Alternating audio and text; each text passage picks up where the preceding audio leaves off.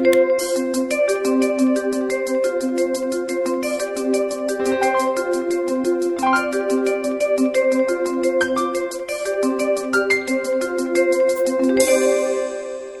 Are welcome in physics class. और जो आज हम चैप्टर करने वाले हैं उसका नाम है वेव ऑप्टिक्स। ऑप्टिक्स का ही एक पार्ट है। इससे पहले वाला चैप्टर जो हमने किया था उसका नाम है रे ऑप्टिक्स। क्लास +2 एनसीईआरटी की सेकंड बुक जो है उसके अंदर 10th चैप्टर है वेव ऑप्टिक्स।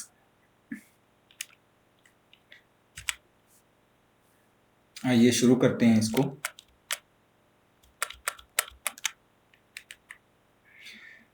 ऑप्टिक्स, तो mainly there are two branches, what is ray optics और geometrical optics.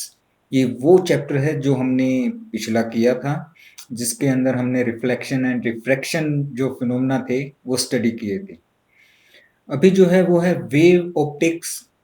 It is also known as physical optics. इसके अंदर हम मेनली वेव नेचर है ऑप्टिक्स की वो पढ़ेंगे। दोनों में थोड़ा सा डिफरेंशिएशन है, डिफरेंट है दोनों। तो आइए देखते हैं वो क्या है। तो जो रे ऑप्टिक्स है that uses geometry of straight lines.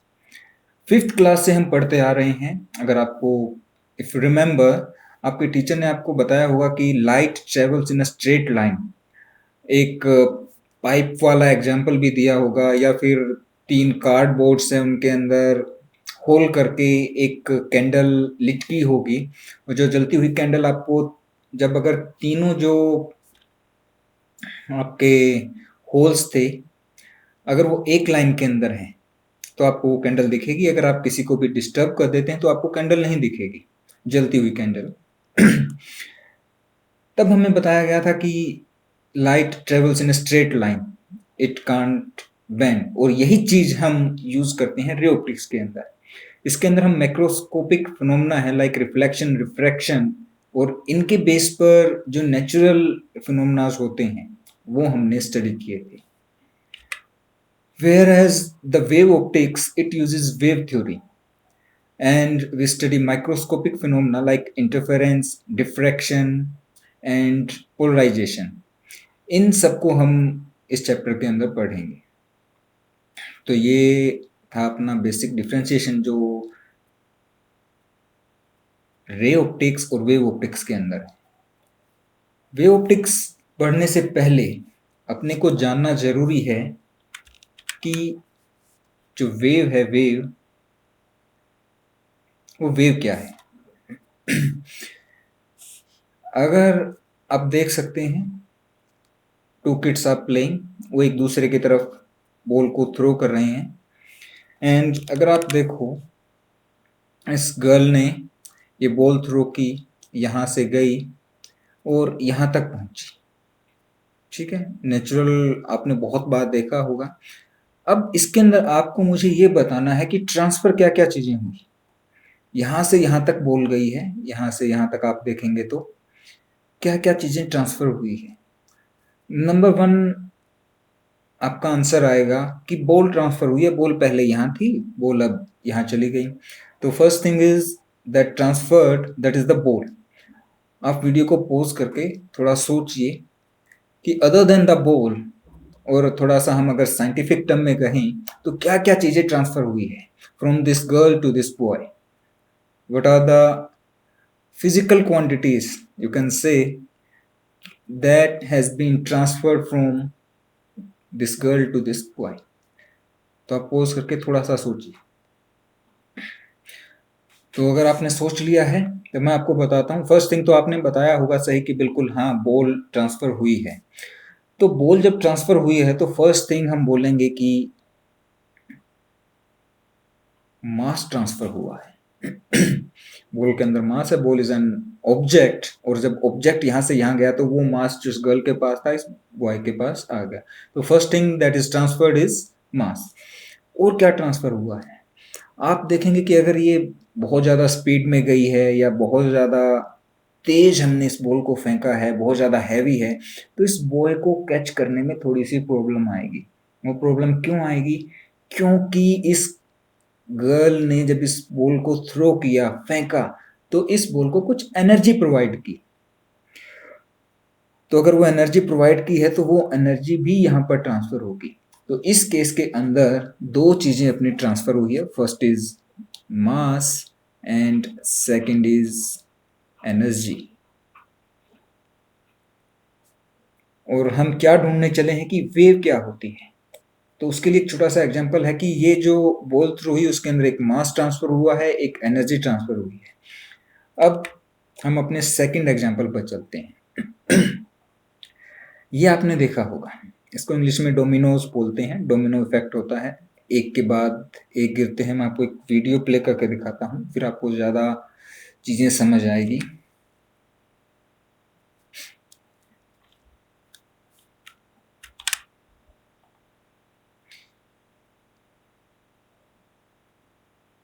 एक गिरता है और उसके बाद सारे गिरते चले जाते हैं।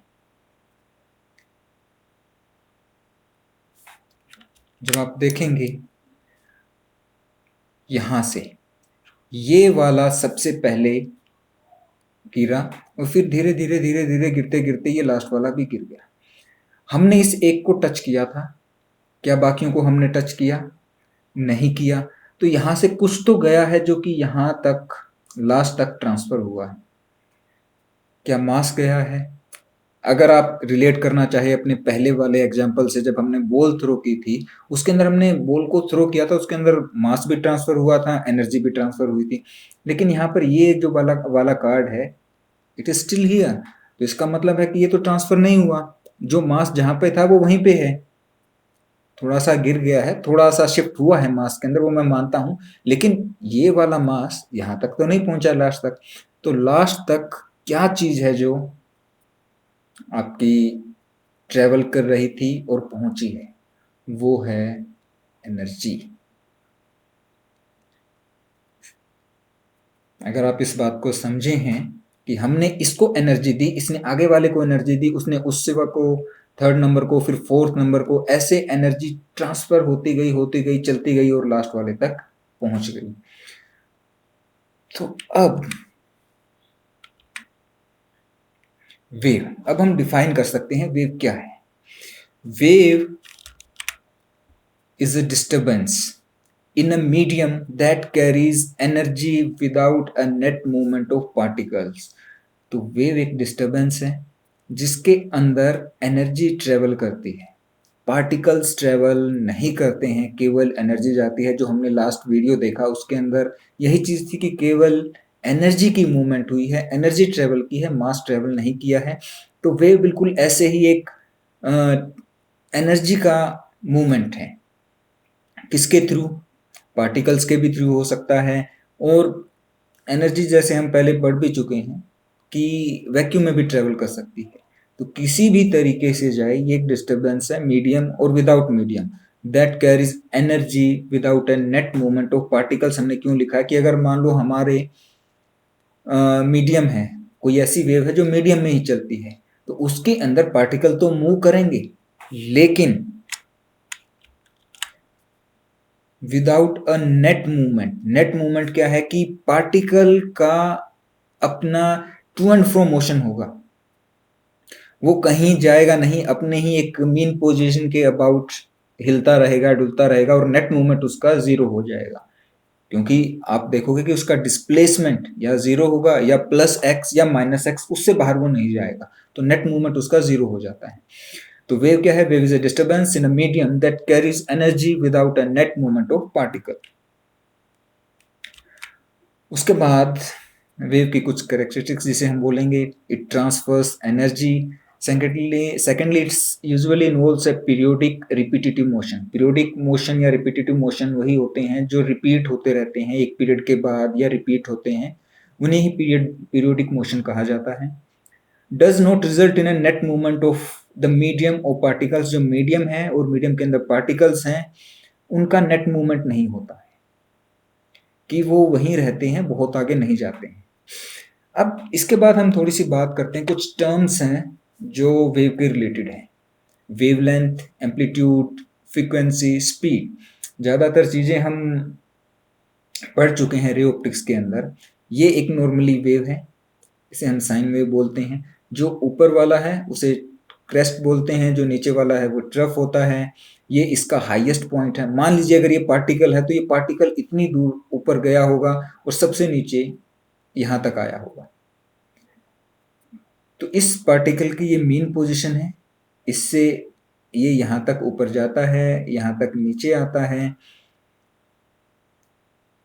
इसे बोला जाता है एम्पलीट्यूड। जो ये ग्रीन लाइन दिख रही है इसे एम्पलीट्यूड बोला जाता है कि पार्टिकल की अपनी मीन पोजीशन से कितनी दूर तक वो जाता है। उसके बाद है वेवलेंथ। दो पार्टिकल्स जब सेम पोजीशन पे, एक पार्टिकल जब सेम पोजीशन पे दोबारा आता है तब तक वेव कितनी दूर चली जाती है। मान लीजिए एक पार्टिकल यहां था, दूसरा पार्टिकल यहां था, इसकी पोजीशन ये और दूसरे पार्टिकल की पोजीशन भी ये। तो इन दोनों के बीच में जो डिस्टेंस होगा उसे हम वेवलेंथ कहेंगे और इसे हम लैम्डा से रिप्रेजेंट करते हैं, distance between identical points on the consecutive waves. ठीक है, अगर हम एक लाइन कहीं भी खींच ले, मान लो हमने एक यहाँ स्ट्रेट लाइन ली, ये थोड़ी सी टेढ़ी हो गई है, तो ये पॉइंट और ये वाला पॉइंट, ये दोनों आइडेंटिकल पॉइंट्स है क्योंकि इनकी एनर्जी सेम है। यहाँ से भी वेव है, उसकी एनर्जी कम हो रही है, यहाँ से भी उसकी एनर्जी कम हो रही है नेगेटिव स्लोप में। तो इनके बीच में जो डिफरेंस है वो हमेशा इसी के बराबर होगा जो ऊपर वाली रेड लाइन थी।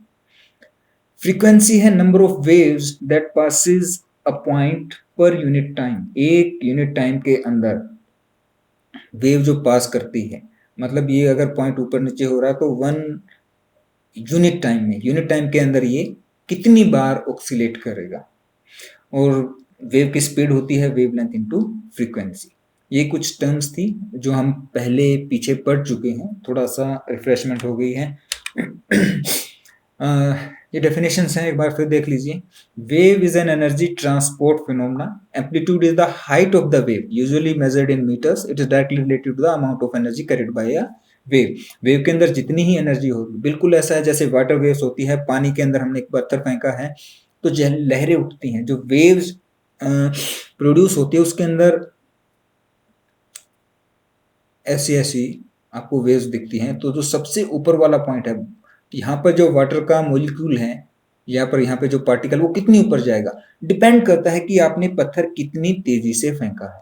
अगर आप जोर से फेंकेंगे तो बहुत ऊपर नीचे जाएगा। अगर आप मान लो खुद कूद जाते हैं तो ये वेव्स बहुत ही ज्यादा एनर्जी कैरिंग होगी। और जो हाईएस्ट पॉइंट है और जो लोएस्ट पॉइंट है वो दोनों बहुत डिफरेंस होगा उनके अंदर, उसी को एम्पलीट्यूड कहा जाएगा। उसके बाद wavelength, the distance between identical points, जो हमने भी देखा था in adjacent cycles of crests of a wave is called wavelength. यहाँ पर क्रेस्ट की जरूरत नहीं है, ट्रफ भी हो सकता है, कहीं भी हो सकता है, आइडेंटिकल पॉइंट्स होना चाहिए। Period, the period of a wave is the time for a particle on a medium to make one complete vibrational cycle. As the period is time, hence it is measured in the units of time such as seconds or minutes. Frequency हम कर चुके हैं। Frequency of a wave is the number of waves passing a point in a certain time. The unity of frequency is hertz, which is equal to 1 wave per second. Okay. Next is type of waves. Normally जो हम पढ़ते हैं that is transverse waves and longitudinal wave. Transverse wave वो होती है जब wave आपकी move करती है इस डायरेक्शन में, पार्टिकल्स मूव करते हैं इसके perpendicular, up and down. Wave अगर इस एक्स डायरेक्शन के अंदर जा रही है तो आपके पार्टिकल मूव करेंगे वाई डायरेक्शन के अंदर। ऐसी वेव्स को ट्रांसवर्स वेव कहते हैं। लॉन्गिट्यूडनल वेव होती है जिस डायरेक्शन में आपकी वेव ट्रेवल कर रही है उसी डायरेक्शन में, बिल्कुल उसी डायरेक्शन में आपके पार्टिकल्स ट्रेवल करेंगे। मान लीजिए कि आपकी वेव जा रही है इस एक्स डायरेक्शन में, तो आपके पार्टिकल या तो इधर जाएंगे या नेगेटिव एक्स डायरेक्शन में, बिल्कुल इसके पैरेलल। उसे हम कहते हैं लॉन्गिट्यूडनल वेव। आपको ये ट्रांसवर्स वेव का एक एग्जांपल है। यहाँ पर आप जितने पार्टिकल्स हैं इनका मोशन देखिए, इनका मोशन है ऊपर या नीचे। किसी भी एक पार्टिकल को पकड़ के बैठ जाइए, आप देखिए वो केवल वाई डायरेक्शन में ऊपर या नीचे ही ट्रेवल कर रहा है और वेव हमारी जा रही है इधर। ठीक है, दिस इज ट्रांसवर्स वेव। अब है लॉन्गिट्यूडनल वेव। इसके अंदर आप देखिए जो पार्टिकल्स हैं ये रेड कलर का पार्टिकल है, आप देखिए यहाँ पर ये इधर गया, वापस आया, यहाँ गया, इधर गया, और वेव कहाँ जा रही है? नीचे देखिए ये वेव, ये जो वेव वाला एरो है ये उधर जाता जा रहा है, वेव उधर जा रही है, पार्टिकल यहाँ टू एंड फ्रो मोशन। और इस वेव के अंदर जहां पर आपको ये कंप्रेस्ड ज्यादा पार्टिकल्स एक साथ दिख रहे हैं उसे कंप्रेशन बोलते हैं, और जहां पर कम पार्टिकल्स दिख रहे हैं उसे रेयर फ्रैक्शन बोलते हैं। साउंड वेव ऐसे ट्रेवल करती है। हमारे ईयर्स के ईयर ड्रम को जब एयर के पार्टिकल्स हिट करते हैं तो वो ऐसे हिट करते हैं, बीच में कहीं रेयर फ्रैक्शन होता है, कहीं कंप्रेशन होता है। ऐसी वेव्स को कहा जाता है लॉन्गिट्यूडिनल वेव। इसके बाद मैंने आपको एग्जांपल दिया था वाटर वेव्स का, तो हम ये देख सकते हैं वाटर वेव्स के अंदर नॉर्मली क्या है कि जो पार्टिकल है वो देखो एक सर्कुलर मोशन कर रहा है, वेव इधर जा रही है, वो एक पीरियोडिक मोशन है, एक सर्कल के अंदर बार बार घूमे जा रहा है। और जैसे मैंने एग्जांपल दिया था, अगर आपको देखना है, एक आप कोई बड़ा सा टब लीजिए, उसके अंदर पानी डाल के छोड़ दीजिए, एक पत्ता या कोई भी तैरने वाली बिल्कुल हल्की चीज आप कहीं उसके अंदर डाल के छोड़ दीजिए और बीच में छोटा सा पत्थर डालिए, तब आपको पता चलेगा कि वो पत्ता कैसे मूवमेंट कर रहा है अपनी पोजीशन के अबाउट। तो ये है वाटर वेव्स।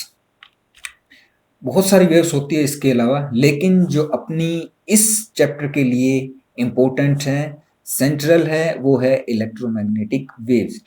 इलेक्ट्रोमैग्नेटिक वेव्स क्या है? मीडियम में भी चल सकती है, वैक्यूम में भी चल सकती है, पार्टिकल्स हो या ना हो इसको कोई फर्क नहीं पड़ता। और ये किस तरह की वेव्स है, जहां आपको अगर दिखाऊं तो इस डायरेक्शन में जहां सी लिखा हुआ इस डायरेक्शन में वेव ट्रेवल कर रही है, और जो ऊपर और नीचे हैं वो पार्टिकल्स या एनर्जी का जो डिस्टरबेंस है वो ऊपर या नीचे की तरफ हो रहा है।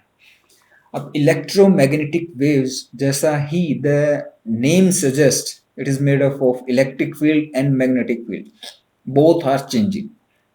जब इलेक्ट्रिक फील्ड चेंज होती है दैट प्रोड्यूसेस मैग्नेटिक फील्ड, और जब मैग्नेटिक फील्ड चेंज होती है दैट प्रोड्यूसेस इलेक्ट्रिक फील्ड। तो इसके अंदर दोनों एक दूसरे के प्रोड्यूस करती है, दोनों तीनों चीजें, the direction of movement of wave, electric field and that is magnetic field, तीनों ही एक दूसरे के म्यूचुअली परपेंडिकुलर होती है। बी से हम मैग्नेटिक फील्ड को, जो ब्लू वाले आपको दिखाई दे रहे हैं दैट इज मैग्नेटिक फील्ड, और जो आपको रेड दिखाई दे रही है जो कि वाई डायरेक्शन के अंदर होगी वो है अपनी इलेक्ट्रिक फील्ड।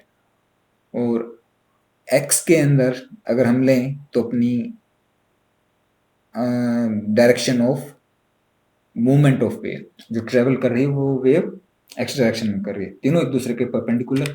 अब हम बात करते हैं थोड़े से इलेक्ट्रोमैग्नेटिक वेव्स की properties. Variations in both electric and magnetic fields occur simultaneously, so they attain their maxima and minima at the same time. तो अगर हम देखेंगे इस पॉइंट के ऊपर ये है इलेक्ट्रिक फील्ड का मैक्सिमा, और यहाँ पर बिल्कुल इसी लाइन के देखेंगे तो ये इसका मैग्नेटिक फील्ड का मैक्सिमा है, यहाँ पर मिनिमा है, दोनों का ही, इलेक्ट्रिक फील्ड का भी और मैग्नेटिक फील्ड का भी। Second thing, the direction of electric and magnetic fields are mutually perpendicular to each other and as well as to the direction of propagation of wave, ये भी हमने बता दिया। The speed of electromagnetic wave depends entirely on the electric and magnetic properties of the medium in which the wave travels and not on amplitude of the variations। तो जो electromagnetic की speed है वो एनर्जी के ऊपर depend नहीं कर रही है कि कितनी एम्पलीट्यूड है उसकी, किसके ऊपर डिपेंड करती है कि जिस मीडियम में वो जा रही है उसकी ये वाली properties, mu naught and epsilon note. Epsilon क्या है? Permittivity of the medium. Mu naught किसके लिए हम यूज करते हैं? मैग्नेटिक फील्ड के लिए। तो magnetic permittivity of the epsilon note is electric permittivity of the medium and mu naught is magnetic permeability of the medium। C की value हम इससे निकालते हैं। अगर आप इस फॉर्मूले के अंदर म्यू नोट की वैल्यू और एप्सिलॉन की वैल्यू डालकर ये फॉर्मूला कैलकुलेट करेंगे तो आपको C की वैल्यू 3 × 10⁸ मीटर पर सेकंड मिल जाएगी। तो ये था इलेक्ट्रोमैग्नेटिक वेव्स। और इलेक्ट्रोमैग्नेटिक वेव्स हमने क्यों पढ़ा? क्योंकि इलेक्ट्रोमैग्नेटिक वेव जो लाइट है वो इलेक्ट्रोमैग्नेटिक वेव्स ही होती है। तो आज के लिए इतना ही। इसके बाद हम आगे बातें करेंगे कि वेव फ्रंट क्या होता है और जो भी प्रिंसिपल्स हैं अपनी वेव ऑप्टिक्स के, उनके बारे में बातें करेंगे। थैंक्स।